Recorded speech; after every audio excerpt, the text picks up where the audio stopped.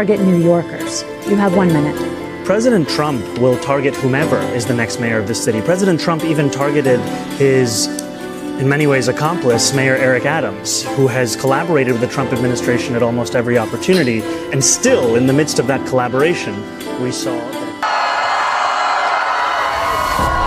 𝙗𝙤𝙡𝙬𝙜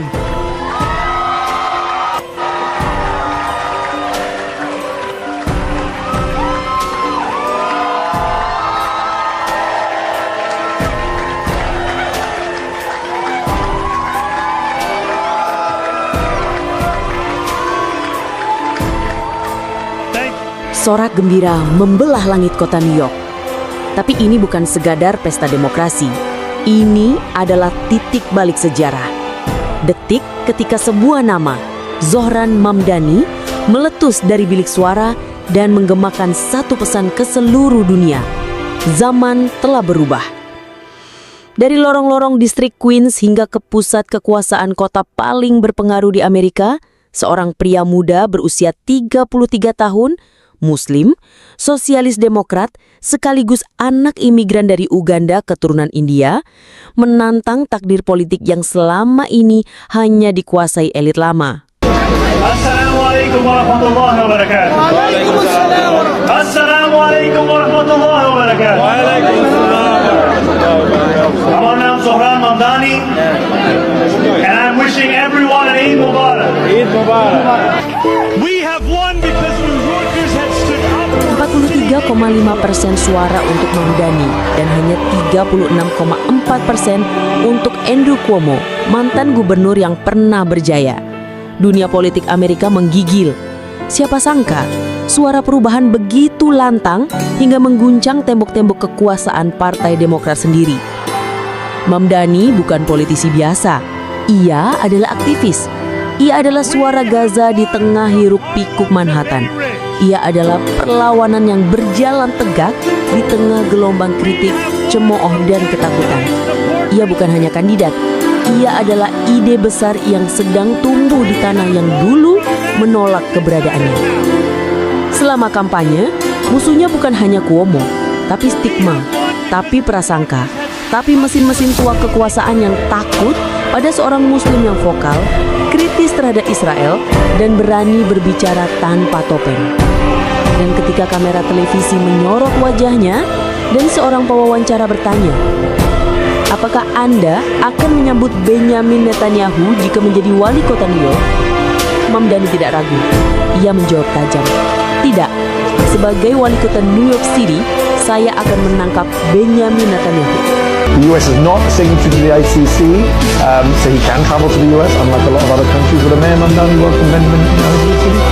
No, as mayor, New York City would arrest Benjamin Netanyahu. This is a city that our values are in line with international law. It's time that our actions are also. Even though the US is not a signatory to the ICC? No, it's time that we actually step up and make clear what we are willing to do to showcase the leadership that is sorely missing in the federal administration. Tonight, we made history. Sontak, dunia terdiam. Sebuah kalimat yang membuat sebagian orang menggigil dan sebagian lainnya bersorak. Ia menegaskan lagi, tanpa gentar, ini adalah kota yang nilai-nilainya sejalan dengan hukum internasional. Sudah saatnya tindakan kita juga demikian. Ucapan itu bukan hanya keberanian, itu adalah pernyataan moral. Ia bukan hanya ingin mengelola kota, ia ingin mengembalikan nurani politik di kota yang dijadikan simbol kapitalisme dunia. Namun jalan Mamdani tidak mulus, kekhawatiran mengunung. Sebagian komunitas Yahudi dan pro-Israel resah. Isu antisemitisme mulai dilemparkan. Tapi Mamdani tidak goyah, karena yang ia lawan bukan satu kaum, tapi kezaliman yang dilakukan atas nama kekuasaan. Zohran Mamdani adalah simbol dari apa yang selama ini dikira mustahil. Bahwa seorang Muslim, seorang imigran, seorang idealis bisa berdiri di jantung Amerika. Bukan untuk tunduk, tapi untuk mengguncang. Dan kini dunia menyaksikan apakah langkahnya akan benar-benar menuju balai kota New York di bulan November atau akan dihentikan oleh konspirasi dan ketakutan lama yang tak kunjung hilang. Satu hal yang pasti, sejarah baru telah dicetak dan nama Zohran Mamdani sudah tertulis tebal di lembar pertamanya. Who did exactly that. Together we have shown the power of the politics of the future. One of partnership and of sincerity.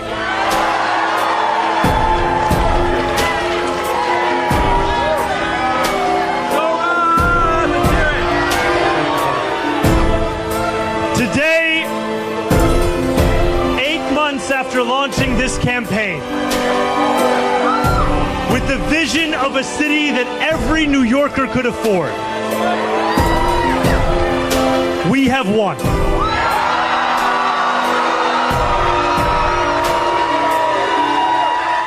We have won from Harlem to Bay Ridge.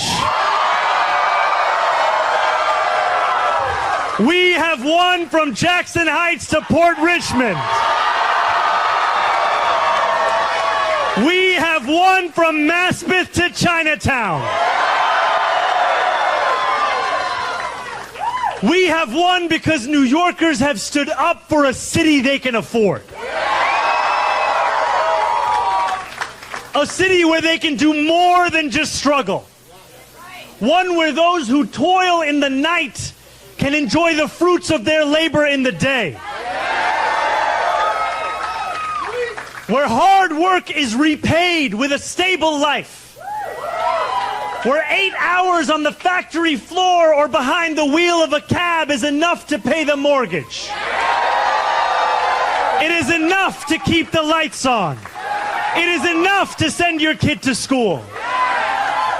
Where rent-stabilized apartments are actually stabilized. Where buses are fast and free. Where childcare doesn't cost more than CUNY.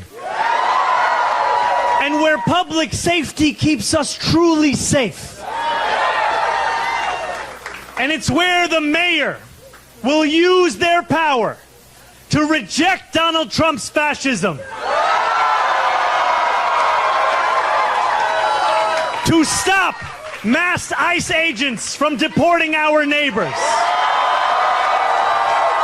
And to govern our city as a model for the Democratic Party. A party where we fight for working people with no apology. A life of dignity should not be reserved for a fortunate few. It should be one that city government guarantees for each and every New Yorker. If this campaign has demonstrated anything to the world, it is that our dreams can become reality. Dreaming demands hope. And when I think of hope, I think of the unprecedented coalition of New Yorkers that we have built. For this is not my victory. This is ours. It is the victory of the Bangladeshi auntie who knocked on door after door until her feet throbbed and her knuckles ached. It is the victory of the 18-year-old who voted in their first ever election. And it is the victory of the Gambian uncle who finally saw himself and his struggle in a campaign for the city that he calls home. Dreaming demands solidarity. And when I look out at this room and out onto the midnight skyline, that is what I see. Canvas launches that continued in the pouring rain. Children who called parents. Strangers who care about those they will never meet. A New York that believes in each other and in itself. This is solidarity, and it defines our victory. And above all, dreaming demands work. Last Friday night, As the sun began to drop in the sky, I set off on a 13-mile walk from the northernmost tip of Manhattan to the base of the island. We began in Inwood, where music played and neighbors set out dominoes on the sidewalk. It was 7 p.m. The weekend had arrived.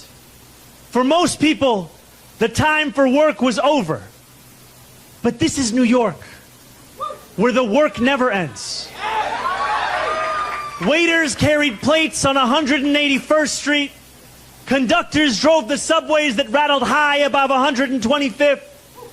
And world-class musicians tuned instruments as we passed.